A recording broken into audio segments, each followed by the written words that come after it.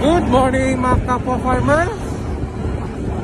This day medyo this day maglaro tayo ng airsoft, pero as of now manood lang sa kanila. Hindi lang pagiging farmer tayo, kumbaga airsoft player at rider din po, ay hindi isang into rider. Ayun, nandito ko sa papunta sa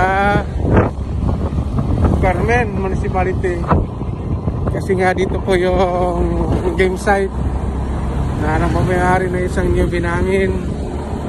Then as a farmer, kahit tinamaan yung area natin, ay sobrang init, at sa 100% ang nabuhay lang dun sa pananim ko, sa sugarcane ko, is about from 47% to 35%.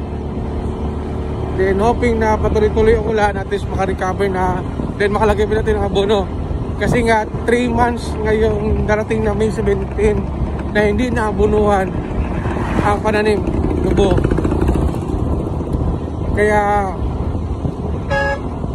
nung isang araw, Thursday and kahapon Friday, Sabado ngayon, nagpalinis ako ng area which is mano-mano. Nagbigay ako ng merenda nila, which is ako naghatid. Then merenda, tapos ulam, tapos merenda na naman. Kahapon, sinabihan ko siya magbigay ako ng ganitong budget dahil Sabado Linggo may lakad ako. Then bumisita yung mother ko doon. Sabi niya, "Nak, okay yung area mo, malinis tingnan." Sabi ko, "May nakita ka bang tubo?" "Oh, meron." Kaya pasalamat tayo na minatira pa. Panatan natin yan mga kapwa farmer. Labanan palagi. Okay.